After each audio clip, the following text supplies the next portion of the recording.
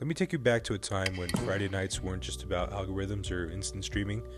They were about fluorescent lit aisles, the thrill of discovery, the search for the perfect movie to bring home. Blockbuster Video wasn't just a video store. It was a ritual. It was a shared moment between friends and family. It gave us more than entertainment. It gave us memories. But time moved forward.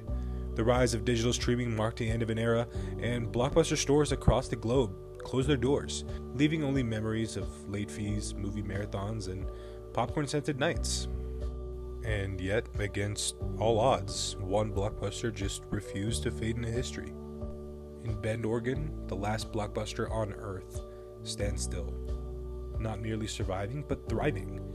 Not as just a business, but as a living time capsule. It's a place where nostalgia meets the present, a reminder that some stories are just too good to end. Today, we sit down with Sandi Harding, the general manager of this remarkable store and its traveling show, The Blockbuster Experience, which made a special stop here at FanX in Salt Lake to talk about what it takes to keep the Blockbuster spirit alive. Because just like our favorite movies, Blockbuster's story still has a few scenes left to play. Hi, thank you so much for sitting down with us. This is a super cool setup you guys got going on here. Very nostalgic. For people who don't know, can you explain who you are and what you do? Yeah, so I'm Sandi Harding, and I'm the general manager of the last Blockbuster on the planet in beautiful Bend, Oregon.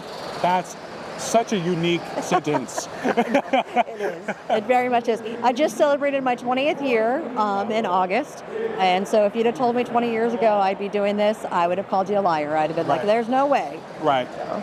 How does it feel to have so many of these people come and make pilgrimages to Bend, Oregon to see a Blockbuster sign, smell how it used to smell? Yeah, it's amazing, and actually that's part of, we just started doing this. We did the first one last month in Tampa, and then FanX invited us to come here to Salt Lake, telling me it was the biggest one, and I'm like, didn't believe them until I got here. I'm like, oh my gosh, it's so busy, and you guys are so kind in Salt Lake. I mean, you guys, everybody's been so nice. But I do payroll. I do all the behind the scenes stuff, and then we had the documentary come out, and it got kind of chaotic and crazy. And so sometimes you need those remembering why you do the things you do every day. And this is what does that. Having people come to the store, telling me their stories of their Friday nights, coming here. I've seen a few tears here and there, and I almost cried yesterday. Yeah.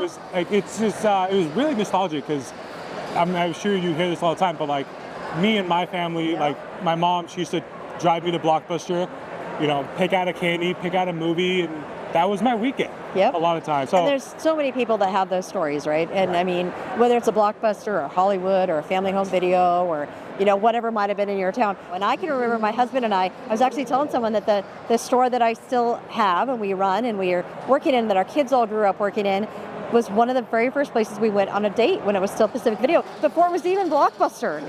And we rented A Few Good Men and Forever Young with Mel Gibson. So, but anyway, we always tell that story that it's kind of was meant to be for me to be working in this location and have this continuing part of our life. That's super cool. Yeah. That's awesome. So, why start the Blockbuster in the first place? Why try to make this challenge of being the last one? I think for them, it was, in the documentary, Ken talks about it too, that it was their love of movies and wanting to start a small business, and that's where they were. For me, I came in 2004. It was the peak of Blockbuster. The end of late fees program had just rolled out. I opened up a new location with them, and I loved movies. My husband had worked at a video store, in fact, at Blockbuster when we first got married. And so I think it was just the passion for the movies, and then it became the passion about the people that I work with and I work for. Ken and Debbie are wonderful people. All the kids that have worked for me over the years. I mean, it was just one of those things where you just love the place you're at, and it's just home. And so people ask me, what will it be like if this store ever closes? And I'm like, it'll be really sad for me because this has been my home for 20 years. Right. This is kind of how I remember a Blockbuster setup. Yeah. What are some differences from here and from back in the days that you have in your store now that maybe is more modernized? Well, yeah, for sure. So part of it is we don't rent VHS anymore. We still have them in the store. We get donations all the time, which we're so grateful for.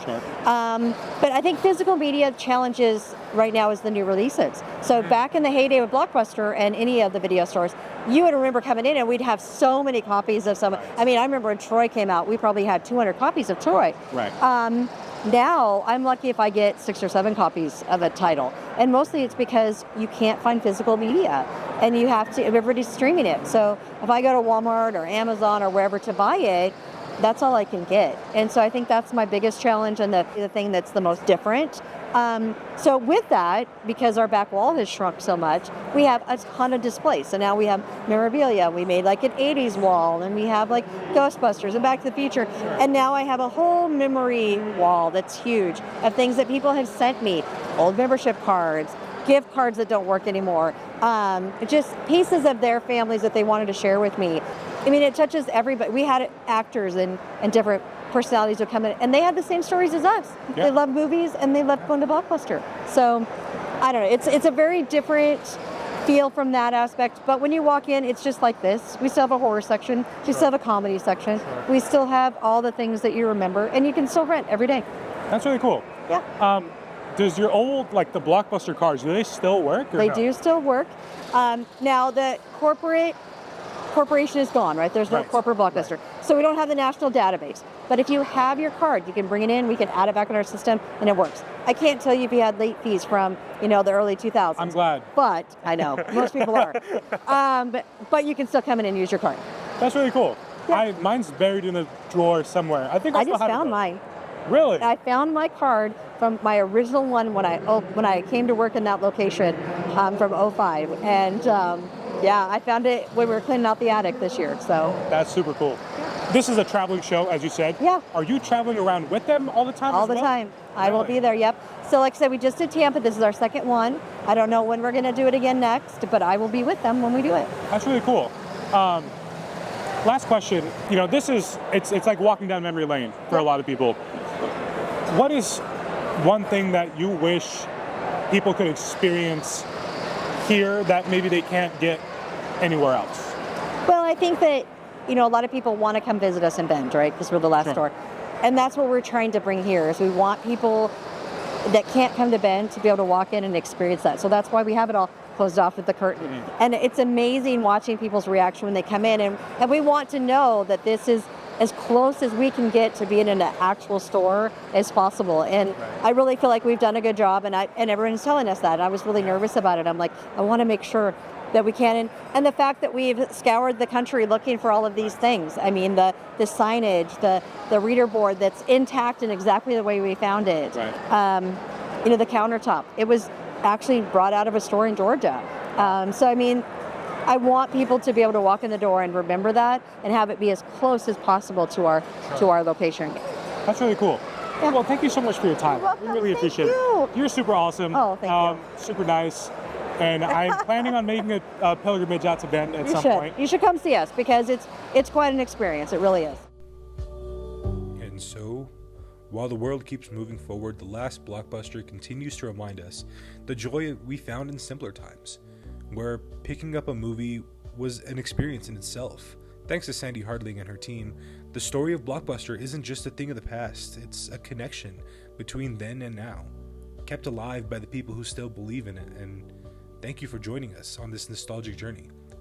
If you get a chance to visit the store or the traveling show, don't miss it. It's just so amazing. It's more than just a trip down memory lane. It's a reminder that some stories are worth revisiting again and again.